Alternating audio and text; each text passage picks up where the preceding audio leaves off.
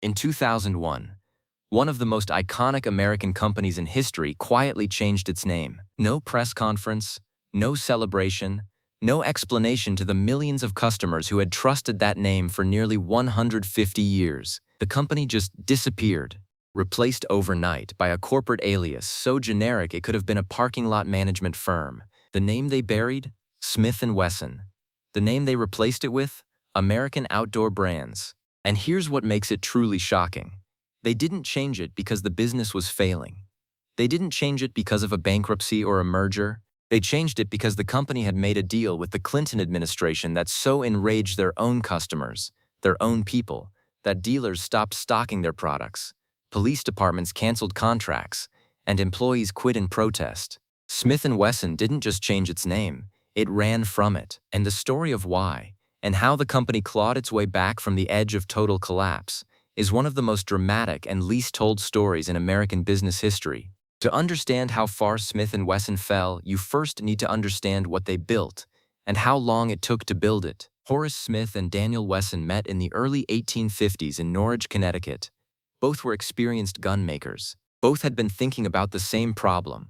What if you could build a repeating pistol that used self-contained metallic cartridges instead of loose powder and ball? Every other repeating firearm of the era, including Colt's revolvers, still required the shooter to load powder and ball into each chamber individually. It was slow, weather-dependent, and unreliable under pressure.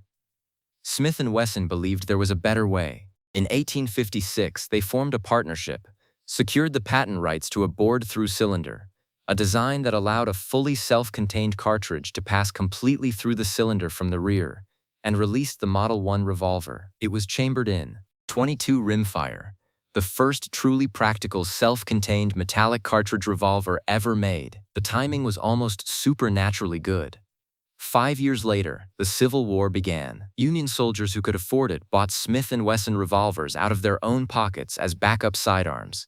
The Model 1 was small enough to conceal, fast enough to reload under fire, and reliable enough to trust when everything else had gone wrong. By the end of the war, Smith & Wesson had a waiting list that stretched years into the future.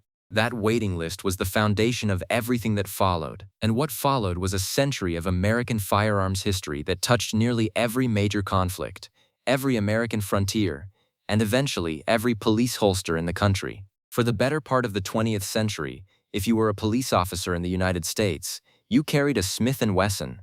That's not an exaggeration, it's demographics. The .38 Special Revolver and later the .357 Magnum were standard issue for departments from New York City to small-town Kansas for decades. The Model 10, introduced in 1899, became the single best-selling revolver in American history.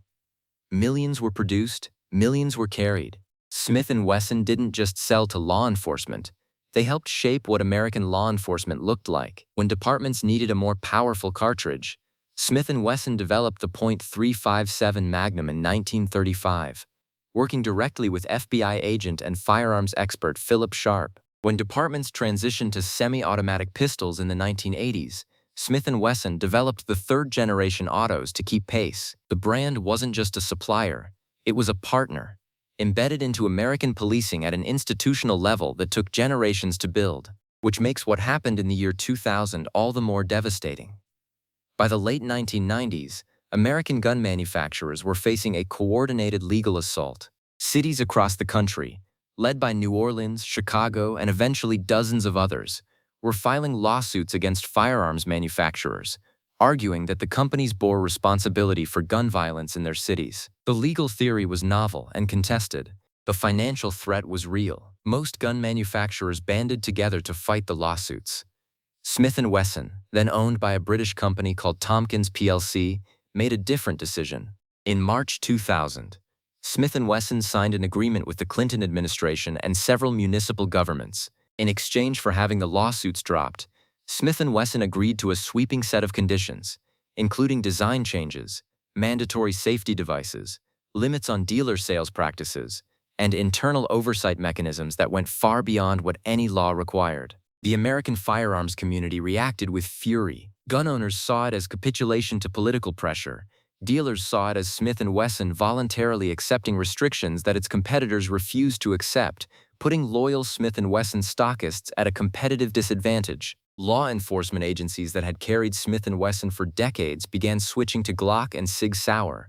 The NRA called for a boycott. Gun shops pulled Smith & Wesson products from their shelves, not because they were told to, because their customers stopped asking for them. Within months, Smith & Wesson's sales had collapsed by nearly 40%. The British parent company, Tompkins plc, had bought Smith & Wesson in 1987 for $112 million. In 2001, they sold it for $15 million, an 87% destruction of value in 14 years. The buyer was a small Arizona-based safety equipment company called Safety Hammer Corporation. The oldest and most storied name in American handguns had just been sold for the price of a modest house. The new owners immediately did two things. First, they repudiated the Clinton Agreement, quietly shelving the commitments that had triggered the boycott in the first place. Second, they began the long, painful process of rebuilding trust with the customers and dealers who had walked away. It worked, slowly, then all at once. The American firearms market surged after September 11, 2001. It surged again after the 2008 election, and again after Sandy Hook. Each political moment that raised fears of tighter gun restrictions sent Americans to gun stores in record numbers, and Smith & Wesson, with its factory in Springfield, Massachusetts running full capacity, was there to meet them. By 2016, Smith & Wesson was generating over $900 million in annual revenue. The company that had been sold for $15 million in 2001 was now worth billions. The comeback was one of the most remarkable in American manufacturing history. And then, in 2016, the company did something that stunned the industry again, but for a completely different reason. They changed their name. Not to run away from something this time, to run toward something.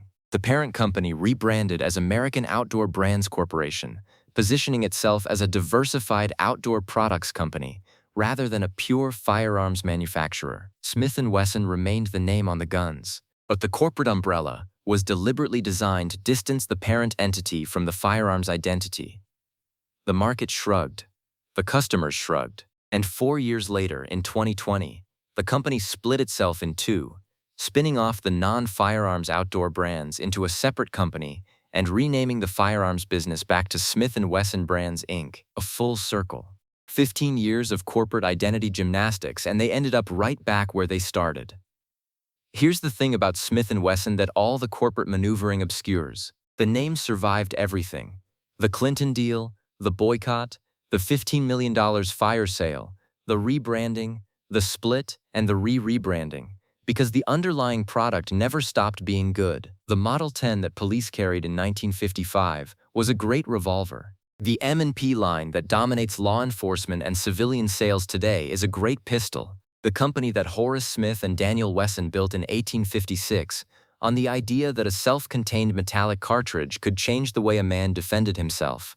That idea was correct then, and the products built on it are still correct now. The corporate decisions that surrounded those products were sometimes disastrous. The ownership changes, the political capitulation, the identity crisis, the name changes, none of it came from the factory floor. It came from boardrooms populated by people making decisions about a product they didn't fully understand and a customer base they repeatedly underestimated. Sound familiar? It should. It's the same story as Remington, the same story as Marlin. The same story as every American brand that built its reputation on generations of craftsmanship and then handed the keys to people whose primary qualification was reading a balance sheet. The difference with Smith & Wesson is that the product was strong enough and the customer base loyal enough to survive the worst of it. Horace Smith and Daniel Wesson built something in 1856 that could apparently survive even its own management. That's either a testament to the original vision or a very American kind of stubbornness. Probably both. If this story hit you, drop a comment with the first Smith & Wesson you ever owned or shot. I want to hear it. And if you want more stories about the American brands that built this country, survived the people who tried to break them, and kept showing up anyway, subscribe and ring the bell.